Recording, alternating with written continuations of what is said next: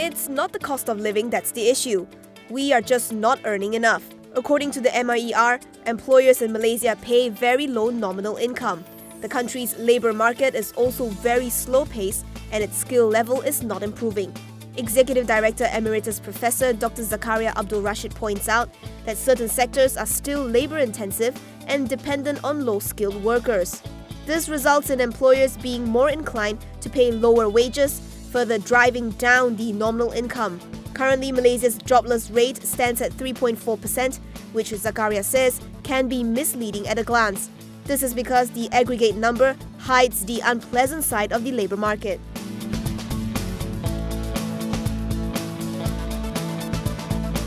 The Finance Ministry says the number of unsold homes hit its highest point to date last year.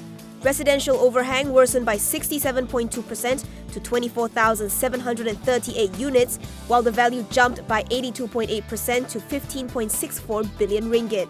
Overhang is defined as residential units which have received certificate of completion and compliance but remain unsold for more than 9 months.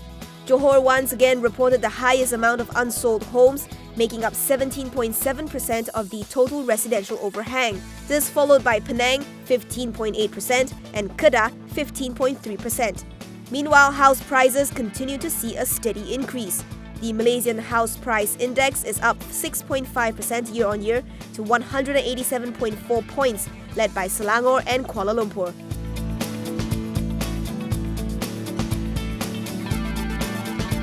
Barisan Nasional has defended a decision to grant tax relief to the main contractor of the East Coast Rail Link. Its Strategic Communications Deputy Director Eric Sito said in a Facebook post today that the principle of GST is that the full amount is ultimately borne by the final customer. In this case, he said the final customer is Putrajaya, which means that the government would be taxing itself.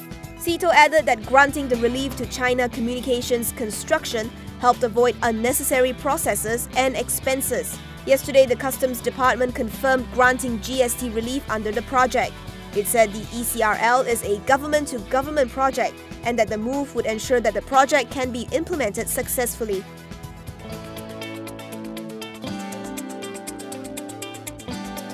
The EPF has outsourced a total of 114.56 billion ringgit to external portfolio managers as at December 31, 2017. That's an increase of 9.8% compared with 104.37 billion ringgit in 2016. This allocation represented about 14.5% of EPF's total investment assets and is invested in both equity and fixed income instruments. Chairman Tan Sri Samsudin Osman says, as EPF gears up towards becoming a trillion ringgit fund, it will continue to outsource a portion of its funds as part of its diversification initiative. This is to suitably leverage on the knowledge and skill sets of external fund managers that complement EPF's own internal fund management capabilities. As at end December 2017, EPF's total investment assets climbed by 8.3% to 791.48 billion ringgit.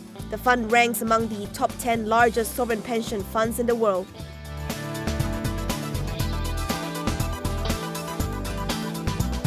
Maybank expects to see more online banking transactions in the country, boosted by its new Maybank to You website. It's expecting the number of transactions conducted on its online platform to reach 6.4 billion this year.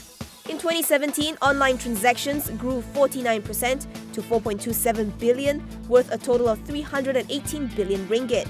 Community Financial Services Dato Lim Hong Tat says growth had accelerated with the advent of mobile banking and the increasing use of smartphones, coupled with growing internet penetration. The new Maybank to You website will be launched on April 19th.